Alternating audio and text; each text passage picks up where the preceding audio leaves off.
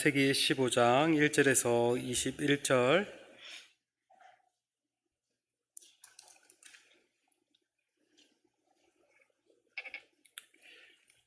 다 찾으셨으면 저와 함께 교독하시겠습니다. 제가 먼저 15장 1절 읽겠습니다. 이후에 여호와의 말씀이 환상 중에 아브라함에게 임하여 이르시되, 아브라함아, 두려워하지 말라. 나는 내 방패요 너의 지극히 큰 상급이니라. 아브라함이 이르되, 주 여호와여, 무엇을 내게 주시라 하시나이까?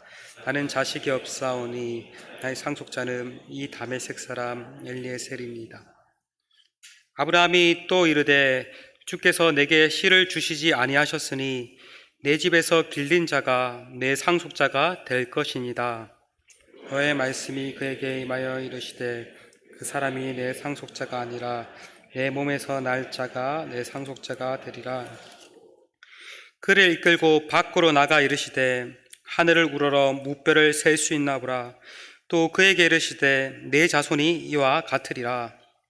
아브라함이 여호와를 믿으니 여호와께서 이를 그의 의로 또 그에게 이르시되, 나는 이 땅을 내게 주어 소유로 삼게 하려고 너를 갈대아인의 우르에서 이끌어낸 여호와니라. 그가 이르되, 주 여호와여, 내가 이 땅을 소유로 받을 것을 무엇으로 알리까? 여호와께서 그에게 이르시되, 나를 위하여 3년 된 암소와 3년 된 암염소와 3년 된 순양과 산비둘기와 집비둘기 새끼를 가져올지니라. 아브라함이 그 모든 것을 가져다가 그 중간을 쪼개고 그 쪼갠 것을 마주 대하여 놓고 그 새는 쪼개지 아니하였으며, 솔개가 그 사체 위에 내릴 때에는 아브라함이 쫓았더라.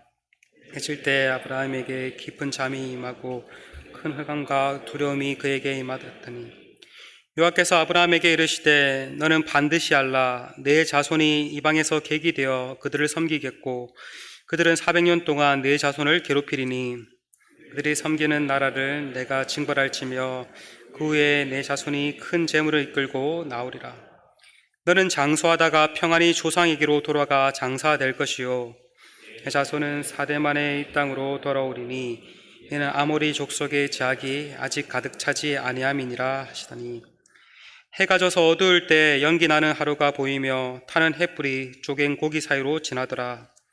그날에 여호와께서 아브라함과 더불어 언약을 세워 이르시되, 내가 이 땅을 애굽 강에서부터 그 큰 강 유브라데까지 내 자손에게 주노니, 곧 겐 족속과 그리스 족속과 감몬 족속과 족속과 브리스 족속과 르바 족속, 함께 읽으시겠습니다. 아모리 족속과 가나안 족속과 기르가스 족속과 여부스 족속의 땅이니라 하셨더라. 아멘. 오늘은 나는 내 방패요 큰 상급이라는 제목으로 하나님 말씀 살펴보겠습니다. 우리는 2026년을 시작하며 시작의 책인 창세기를 살펴보고 있습니다. 창세기가 총 몇 장인지 아십니까? 창세기가 총 몇 장이죠? 이건 조금 상식인데 빨리 찾아보세요. 몇 장이지? 몇 장이에요? 하준이?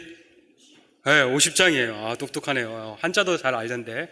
창세기는 총 50장입니다. 근데 창세기를 이 내용으로 구분하면은 크게 두 부분으로 나눌 수가 있습니다. 1에서 11장과 12에서 50장입니다. 1에서 11장은 인류 보편의 역사를 다루고 있고, 12에서 50장은 이스라엘의 민족의 역사를 다루고 있습니다. 이 인류 보편의 역사를 다루는 창세기 1장에서 11장은 많은 시작에 관해서 말을 합니다. 우주의 시작, 이 세상의 시작, 인간의 시작, 또 재해의 시작, 민족의 시작 등 많은 시작에 관해서 말을 합니다. 이 창세기 1장에서 11장에는 많은 사건이 나오는데 크게 4가지 사건을 기억하시면 됩니다. 자, 제가 4가지 사건, 저 모션과 함께 한번 따라해 주시겠어요? 성경 파노라마를 하신 분은 아실 거예요. 창조. 자, 따라해 보세요. 밑에서부터 창조, 타락, 홍수. 원래 파노라마는 민족들인데 저는 좀 바꿨습니다. 바벨탑. 이 4가지 사건을 기억하셔야 돼요. 다시 창조, 안 하는 분이 있어요. 타락, 홍수, 바벨탑. 이 4가지 사건을 기억하시면 됩니다. 창세기 1장 1절은 태초에 하나님이 천지를 창조하셨느니라 라는 선포로 시작을 했죠. 하나님께서 보이는 것들과 보이지 않는 모든 것들을 창조하셨고 하나님이 만드신 세상은 하나님 보시기에 좋았더라 라고 말을 했습니다. 특별히 하나님께서 만드신 창조의 클라이막스가 있었는데 그것이 무엇이었죠? 바로 사람이었습니다. 하나님께서 하나님의 형상을 따라 남자와 여자를 창조하셨습니다. 사람이 하나님의 형상이다라는 말은 여러 가지 의미가 있지만 쉽게 말하면 사람은 왕적인 존재라는 뜻입니다. 하나님께서 온 우주를 다스리시는 참 왕이듯이 사람도 왕적인 존재로 지음받았다라는 말입니다. 그래서 하나님께서 사람에게 이렇게 말씀하시죠. 사람을 지으신 뒤에 생육하고 번성하고 땅에 충만하라. 땅을 정복하고 다스려라. 이 말은 무슨 말이냐면 인간이 왕적인 존재로서 하나님을 대신해서 이 세계를 잘 보존하고 다스려라는 말씀입니다. 그리고 하나님께서는 이 사람에게 경고도 하십니다. 에덴 동산에 사람을 두시고 동산에 있는 모든 나무 열매는 마음껏 먹어도 되지만 딱 하나, 동산 중앙에 있는 선악을 알게 하는 나무 열매는 먹지 말라. 먹는 날에는 반드시 죽을 것이다 라고 말씀하셨습니다. 사람은 이 에덴 동산에 있는 선악과를 볼 때마다 늘 이 사실을 기억해야 했습니다.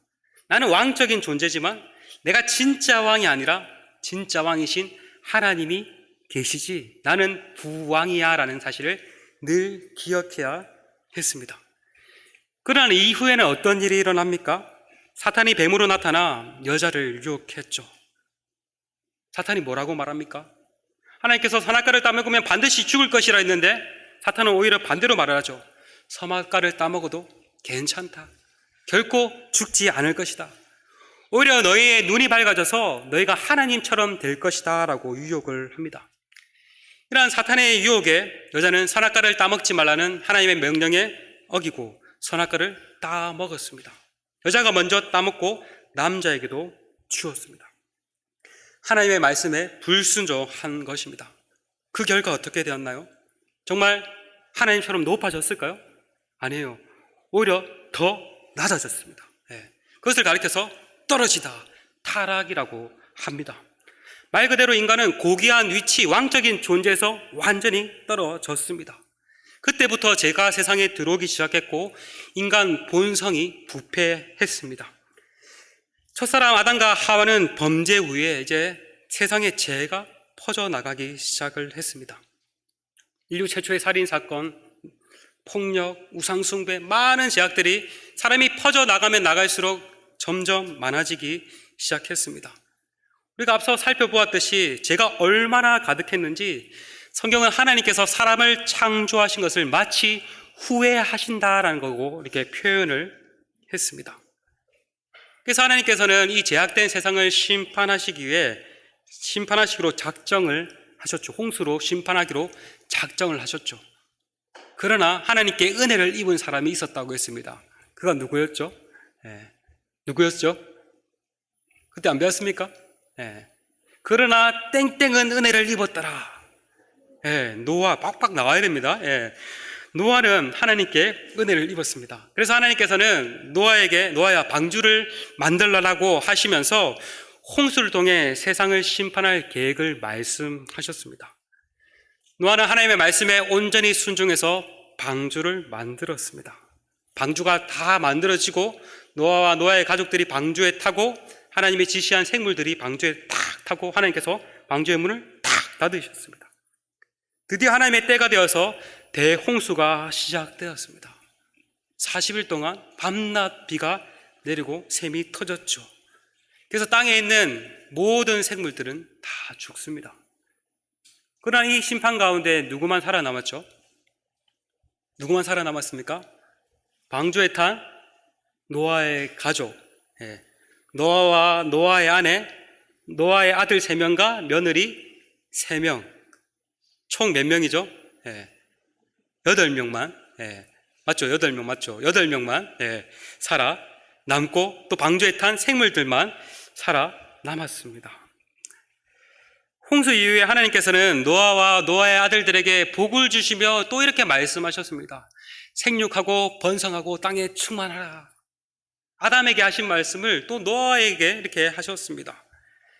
그런데 이 심판을 받고 난 뒤에도 사람의 그 부패한 마음이 바뀌었을까요?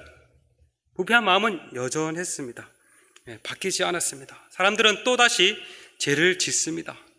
바벨이라는 지역에서 사람들이 이렇게 말을 합니다. 도시와 하늘에 닿는 높은 탑을 건설하여서 우리의 이름을 높이고 흩어지지 말자. 하나님께서 흩어져라고 했는데 흩어지지 말자. 하나님처럼 높아지자라고 또 이렇게 또 인간은 하나님처럼 되고자 하였고 하나님의 말씀에 불순종했습니다. 이 하나님께서 어떻게 행동하시죠? 본래 하나였던 말을 여러 개로 나눠지게 하시고 더 이상 악한 것을 행하지 못하도록 하셨습니다.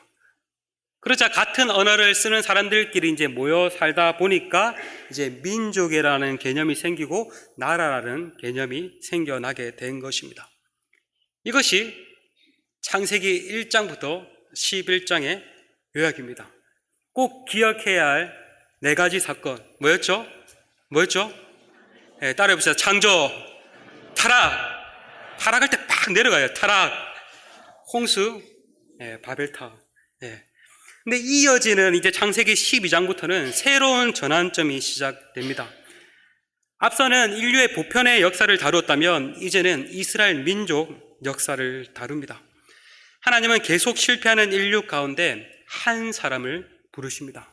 그가 바로 아브람입니다. 나중에는 이름이 아브라함으로 바뀌는데 아브람 똑같습니다. 많이 들어봤죠? 이 아브람은 본래 갈대아 우르라는 당시에 매우 문명이 발달한 도시에 살았습니다. 우리가 학교 시간에 수업 시간에 배우듯이 이렇게 티그리스 강과 유프라테스 강이 흐르는 이 메소포타미아 문명이 발달했던 오늘날의 이제 이라크 지역인데 그 지역에 갈대아 우르라는 아주 문명이 번성한 도시에 있었는데 아브라함은 그곳에 살았고 그곳에서 본래 우상을 숭배하던 자였습니다. 그런데 하나님께서는 그를 통해 하나님의 나라를 새롭게 시작하려고 그를 선택하시고 부르셨습니다. 아브라함아, 너는 너의 고향과 친척과 아버지의 집을 떠나 내가 보여줄 땅으로 가라. 하나님께서는 처음부터 그 땅이 어떠한 땅인지 알려주시지 않고 그저 네가 있는 곳을 떠나가라라고 말씀하셨습니다. 여러분, 아브라함이 이러한 하나님의 명령에 순종하는 것이 쉬웠을까요? 어려웠을까요? 무척 어려웠을 것입니다. 왜냐하면 너무나 불확실했기 때문입니다. 그 땅이 어디에 있는지 어떠한 땅인지 알려주시지도 않고 그냥 무작정 가라라고 하시니 너무나 어려웠을 겁니다. 조금 알려주시면 좀 쉬웠을지 모르겠습니다. 그런데 그 땅이 어떠한 땅인지도 알려주지도 않고 모든 것을 버리고 떠나라니 쉽지 않았을 것입니다. 여러분, 사람들은 불확실하면 두려워합니다. 확실해야지 안정감이 생깁니다. 왜 요즘에 많은 청년들이 우울하고 힘들까요? 모든 것이 불확실하기 때문입니다. 나의 앞날이 어떻게 될지, 취업은 할 수 있을지, 결혼을 할 수 있을지 불확실하기 때문입니다. 여러분의 아버지 세대, 50대가 왜 또 마음에 힘든가 불확실함이 있을까요? 언제 또 직장에서 잘릴지 모르는 그런 불확실함 때문에 마음이 힘든 것입니다. 이처럼 아브라함이 느낀 심정도 이와 같지 않았을까요? 그는 매우 당황스럽고 두려웠을 것입니다. 근데 하나님께서는요, 아브라함에게 가라라고 명령하실 뿐만 아니라 약속도 주십니다. 하나님께서 아브라함에게 하신 약속은 크게 3가지입니다. 아브라함아, 내가 너로 큰 민족을 이루게 하겠다. 큰 민족을 이루려면 자손이 있어야 되잖아요.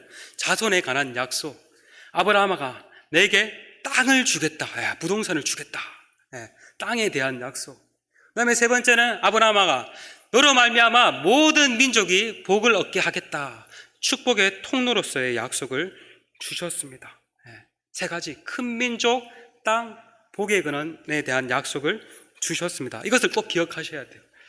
이제 이후에 펼쳐질 내용들이 이제 어떻게 하나님께서 이 약속을 이뤄 가시는가를 말을 하고 있거든요.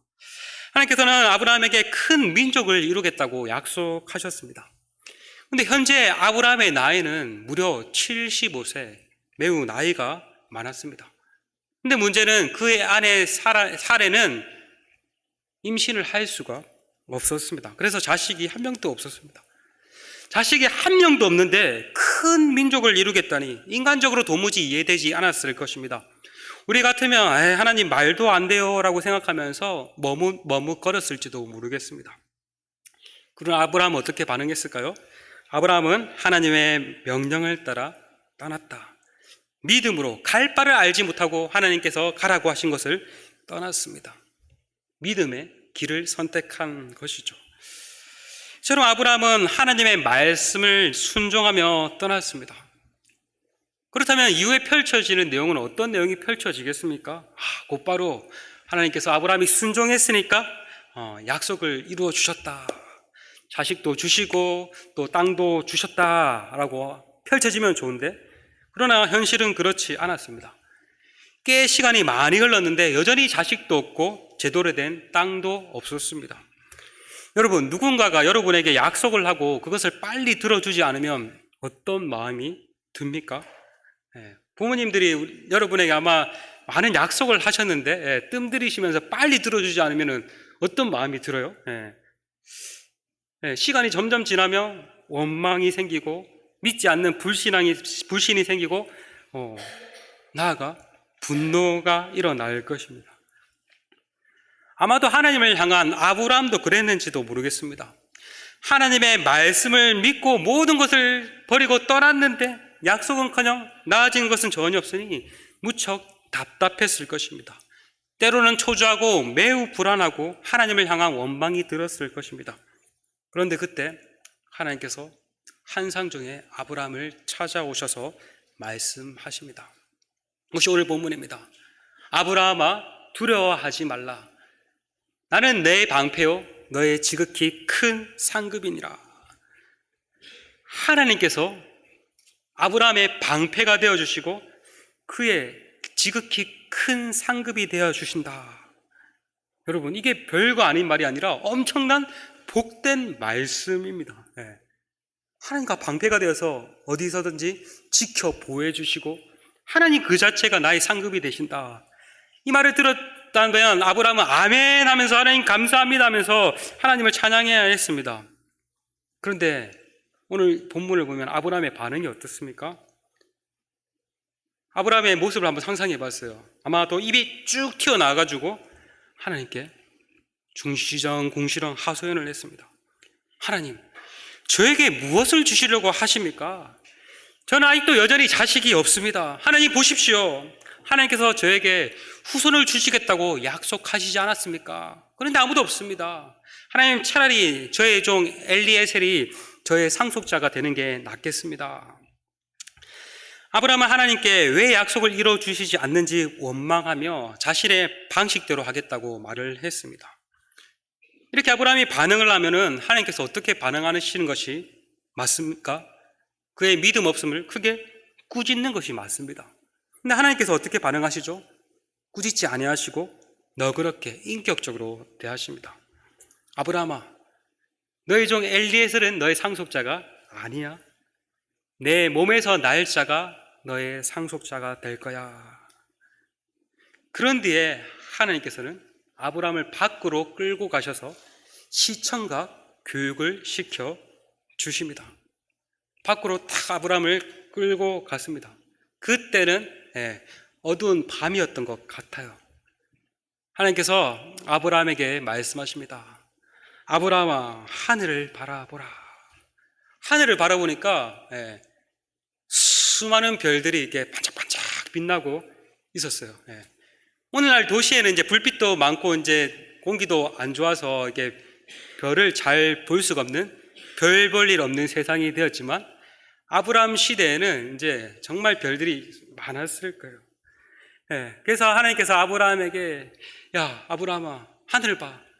별 수많은 별들 한번 세어 보일 수 있으면 한번 세어봐 라고 말씀하시며 너의 자손이 이 수많은 별과 같이 많을 것이다라고 시청각 교육을 통해서 약속을 하셨습니다. 하나님께서는 자손을 주시겠다고 말만 하시지 않고 눈으로까지 보여주신 것입니다.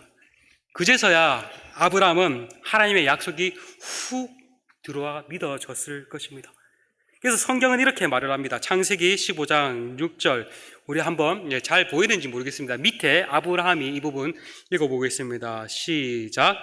아브라함이 여호와를 믿으니 여호와께서 이를 그의 의로 여기시고. 아브라함은 하나님을 믿는 그 믿음으로 의롭다 여김을 받았다라고 말을 합니다. 이것을 가리켜서 이신칭의라고 합니다. 하나님은 아브라함에게 자손을 주시겠다고 약속하시고 밖으로 그를 끌어내어서 별들을 보여주시고 믿음을 부어주셨습니다. 그 결과 아브라함은 하나님을 믿음으로 의롭다 여김을 받게 되었습니다. 신약 성경을 보면 사도 바울이 로마서에서 우리가 행위로 의롭다함을 받는 것이 아니라 오직 예수 그리스도를 믿음으로 의롭다함을 받는다라는 그 이신칭의 복음을 말을 하며 대표적인 예를 드는데, 그것이 바로 오늘 말씀에 나오는 아브라함의 예인 것입니다. 여러분, 아브라함을 보십시오. 그도 행위로 말미암아 의롭다 여김을 받지 아니하고 오직 믿음으로 말미암아 의롭다함을 받았습니다. 여러분, 우리도 마찬가지입니다. 우리가 하나님 보시기에 의로운 어떤 행동을 해서 의롭다 여김을 받고 구원을 받는 것이 아닙니다. 죄인인 우리는 아무리 애쓰고 노력해도 결코 하나님의 그 공의, 하나님의 그 기준을 만족시킬 수 없습니다. 그렇다면 우리는 어떻게 해서 의롭다 여김을 받을 수 있을까요?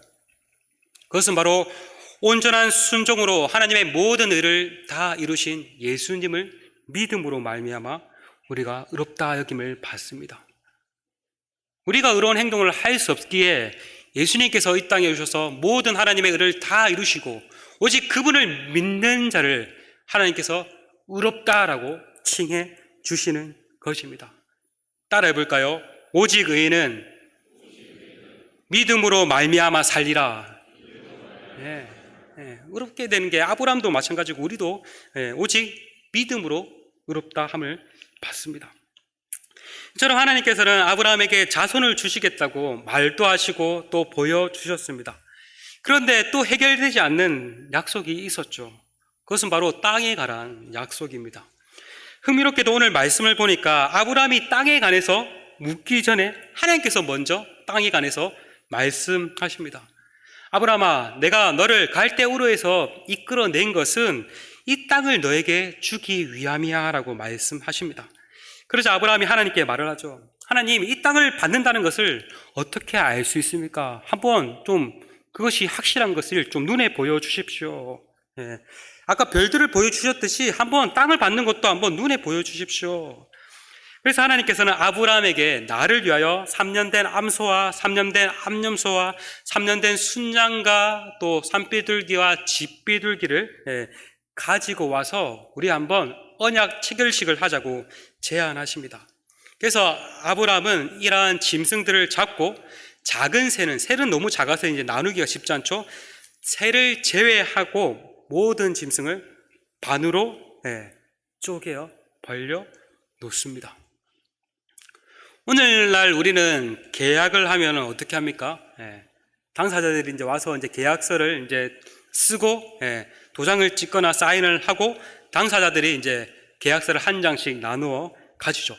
그러나 당시 고대 근동 지역에서는 이 계약을 할 때 짐승을 반으로 쪼개고 그 쪼개진 짐승 사이로 계약한 당사자 두 사람이 걸었습니다. 잔인하겠죠. 오, 무서워. 이것은 어떤 의미가 있냐면, 만약 계약을 어길 시에 어긴 사람은 이 짐승과 같이 반으로 쪼개어진다, 저주를 받을 것이라는 그러한 맹세가 담겨 있습니다. 무시무시하죠. 오늘날 그렇게 계약했다가는 쪼개질 사람 많겠죠.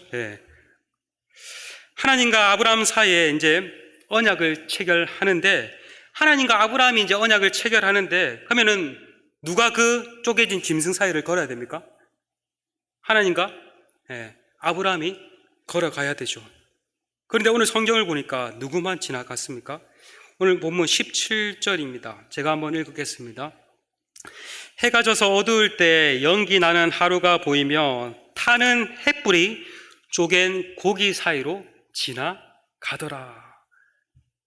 쪼갠 고기 사이로 누가 지나갔다라고 말을 합니까? 아브라함이요? 아니죠. 타는 햇불만 지나갔습니다. 성경에서는요, 연기와 불은 하나님의 임재를 상징합니다. 하나님께서 광야에서 구름 기둥과 불 기둥으로 이스라엘 백성들을 인도했는데 사실 하나님을 상징합니다. 이 햇불이 지나갔다라는 것은 누가 지나갔다는 말일까요? 누가? 하나님이 지나가셨다는 말입니다. 이것은 무엇을 의미할까요? 하나님께서 자신을 걸고 반드시 그 약속을 이루겠다고 맹세하신 것입니다. 사실 하나님은 죽지 않으세요. 그런데 자신을 걸고 하나님께서 반드시 그 약속을 이루겠다고 맹세하셨습니다. 그리고 이제 오늘 말씀 이후에 펼쳐질 이야기는 하나님께서 어떻게 아브라함과 맺은 그 약속을 이루신지에 관해서 말을 해줍니다. 다음 주에 보다 자세히 살펴보겠지만 하나님의 말씀대로 아브라함에게서 이삭이 태어났다. 하나님의 말씀대로 태어났다라는 말이 반복되고 하나님의 때에 이삭이 태어났다라고 말을 합니다. 그래서 아브라함은 드디어 100세에, 사실 100세는 자식을 낳을 수가 없는 나이입니다. 생물학적으로 불가능한 가운데 이삭을 낳게 됩니다. 이건 어떻게 가능하죠? 하나님의 능력으로 낳았다는 겁니다. 그래서 아브라함은 이삭을 낳습니다. 이삭은 또 누구를 낳죠? 이삭은 쌍둥이를 낳는데 누구를 낳죠? 에서와 야곱을 낳죠.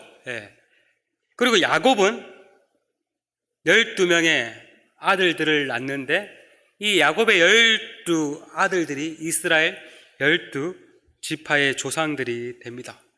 그리고 특별히 야곱의 넷째 아들 유다로부터 누가 탄생하는지 아십니까?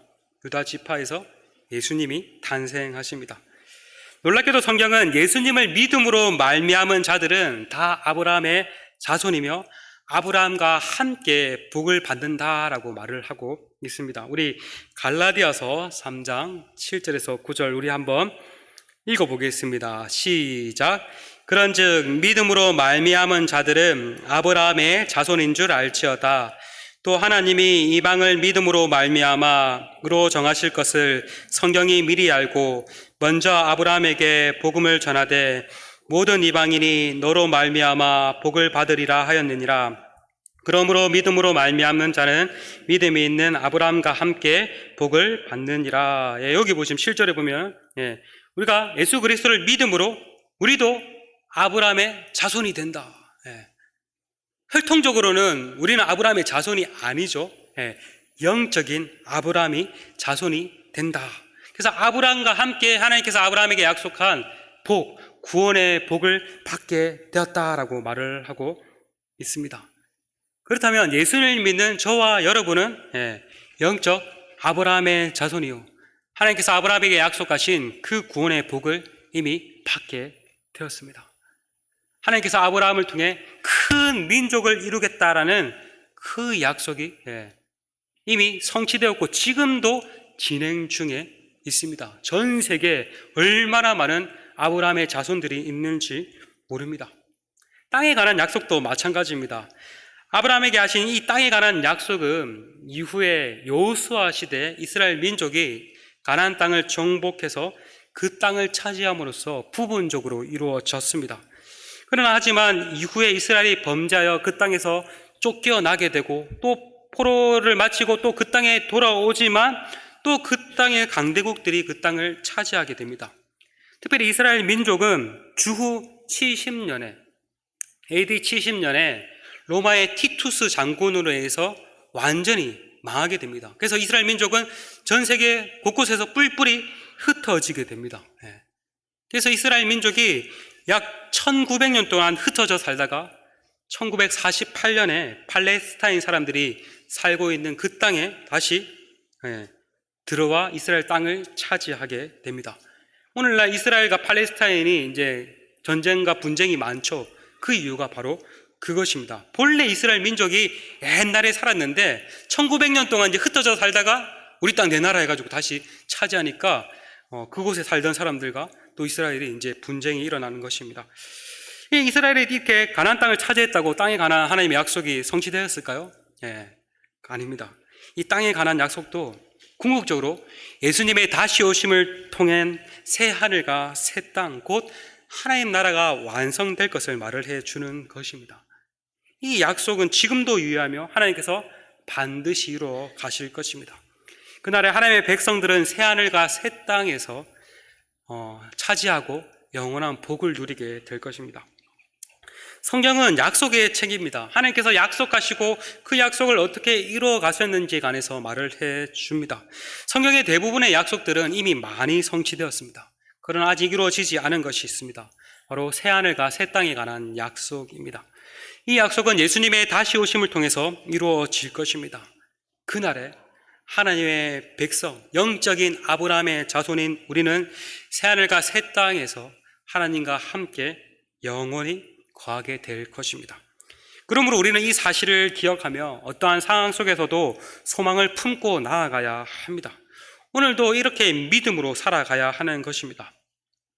혹시 여러분 가운데 인생이 잘 풀리지 않는 것 같고 왜 나에게만 이런 일이 일어날까 하고 막막함과 조급함과 불안감이 느껴지십니까?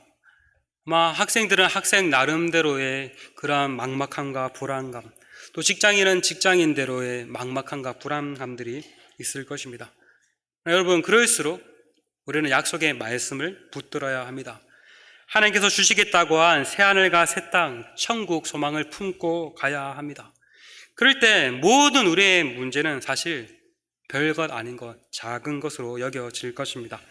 바라기는 올 한 해 나에게 처한 현실, 환경만 바라보고 두려워하는 것이 아니라 하나님께서 하신 약속, 하나님께서 이루실 그 약속을 기대하며 담대히 걸어가시는 우리 모두가 되시길 간절히 소망합니다.